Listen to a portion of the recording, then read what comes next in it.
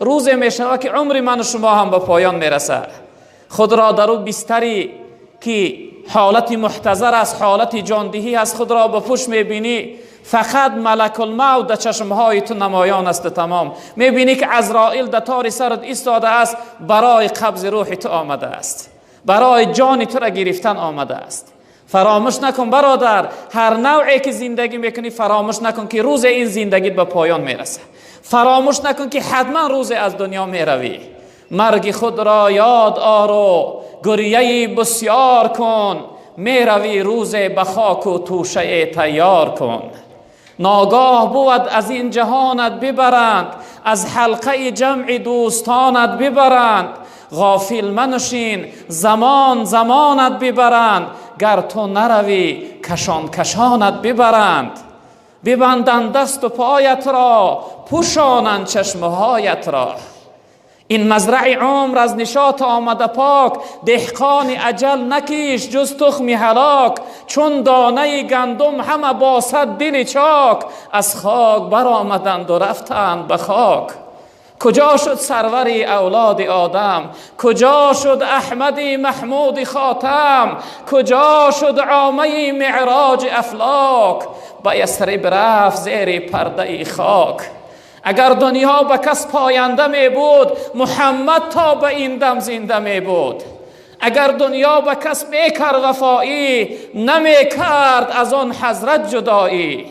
زنم فریاد و گویم تا قیامت، کجایی یا محمد یا محمد صلی الله علیه و سلم. این همون دنیا هست برادران عزیز. مغرور دنیا نشویم، در فریب دنیا نخوریم.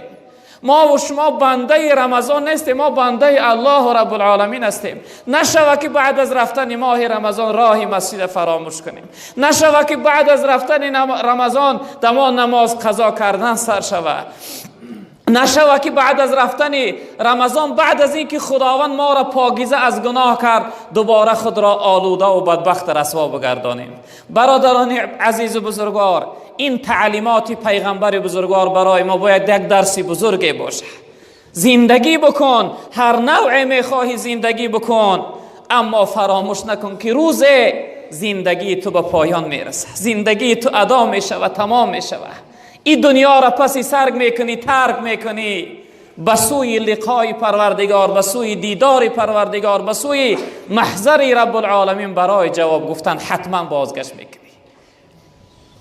و پیغمبر بزرگوار گفتن، حضرت جبرئیل علیه السلام فرمودن و عمل ما و احبب من شئت فانک مفارقه. هر شخصیت را، هر کسی را میخواهی دوست بدار، اما فراموش نکن که آخر از دوست جدا میشوی. برادری عزیز و بزرگوار، آخر این زندگانی جدا شدن است. آخر از پدر جدا میشوی، از مادر جدا میشوی، زنت بیوه میمانه، فرزندت یتیم میشوه. پدر و مادر در ماتم و در داغت می نشینند. آخر از این دوست ها جدا میشه. امروز جداگی نکن برادری بزرگوار. امروز با برادر و اکا و دادرت قهری نبیست. این لحظه اندک دنیا کرایه نداره که امروز جداگی کنی، امروز قهری بیستی، امروز به هم دیگر دشمن شوی و بدبینی کنی. آخر جدا می شوی، آخر حتما تو را جدا می کنند. به همین خاطر امروز دوست بدار، امروز به قدر برس، پدر و مادر را احترام کن، دعاش بگیر. روز می روند والله قامتت می شکنه، خانت به نور می شود، تاریک می شود زندگیت. خیلی حیات دیگرگون تغییر می یابه، به سرپوشه می مانی. باورم نیست پدر رفتی و خاموش شدی، ترک ما کردی و با خاک هم آغوش شدی.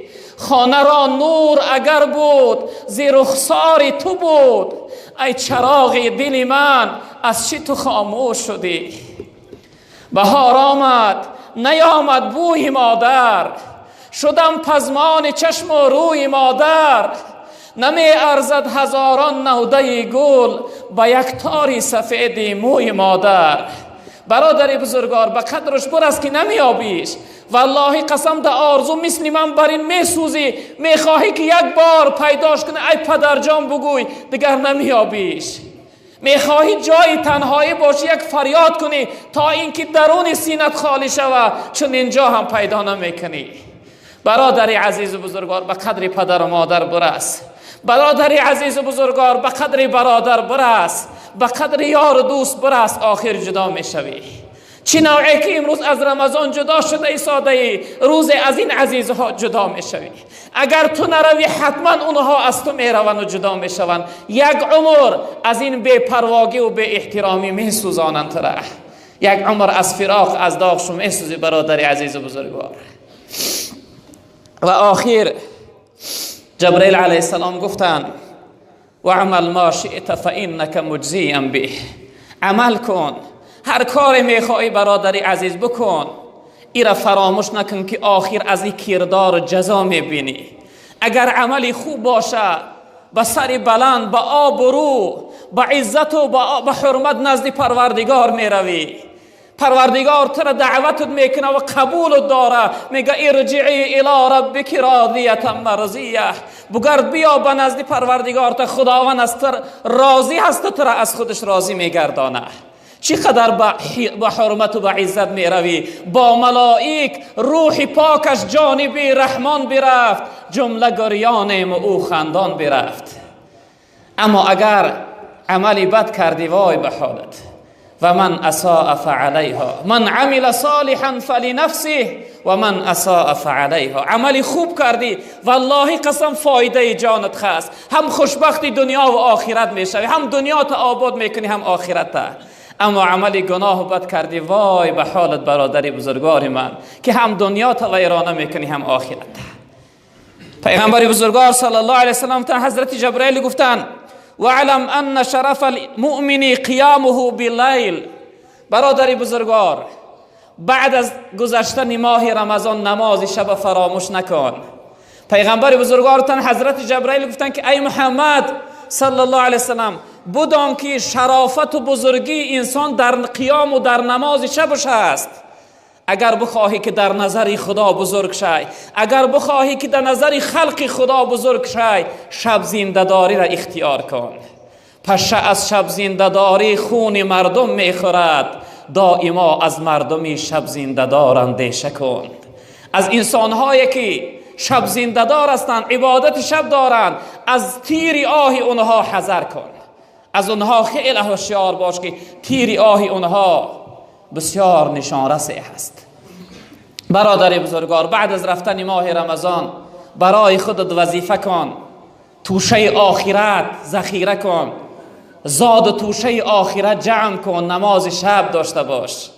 حضرت جنید بغدادی رحمت الله علیه وفات کرد. بعد از گذشتنش در خواب یکی از شاگرداش در آمد، پرسید گو حضرت برای من بگو بعد از وفات کدام عمل زیادتر برای انسان دستگیر می شود، کدام عمل زیادتر انسان فایده میکنه؟ حضرت یک آهی سر کشیدن، گفتن ای فرزندم، یگان عملم به اندازه 2 رکعت نماز شبم برای من دستگیری نکرد. نماز شب به نظر اندک نگاه نکن برادری بزرگوار، نماز تهجد بخوان، نماز شب داشته باش. خواب این کار انسانیت نیست. کار چی کنی که با عجل باشد و جفت، برخیز خواب که عمر می باید خوب. در لحظت و دخاک خیلی خواب می روی، این دنیا جای خواب کردن نیست برادری عزیز. هوشیار باش، نماز شب از دست ندی. و در آخر جبرئیل علیه السلام گفتند و عزت مؤمن این کنارجویی از مردم است، یعنی طمع نکردن، در فکری ضرر و زیان مردم نبودن است. اگر بخواهی که در نظر خدا، در نظر خلق خدا عزیز شوی، محترم شوی، امروز در فکری خیانتی هم دیگر نباش، در فکری ضرر و زیانی هم دیگر نباش. یگان انسان به چشم بد نگاه نکن برادری بزرگوار. هر کسی را اگر تو بد میبینی، ایره انیق بدان که وی بنده الله رب العالمین است. این عنیق بودن که شخصیت را بدبینی داری که خیلی صاحب بزرگواری دارد الله رب العالمین. خیلی گناه بزرگ داری. اگر بتوانی دل به دست آر که حج اکبر است، از هزاران کعبه یک دل بهتر است. کعبه بنیادی خلیل آذر است، دل نظرگاهی جلیل اکبر است. اگر بتوانی دل یک بنده خدا را به دست بیار، خرسند که شاد کن، در خلق خدا خدمت کن. اگر از دستت نمی آید ضرر و زیان ندی، بد نبین، آزار نتی، سخنی بد نگو، غیبت نداشته باش، منت نکن. منانی فقط صفت ذاتی، فقط الله حق منت داره و خلاص. یگان شخصیت حق منت دیگر نداره. برادری عزیز و بزرگوار،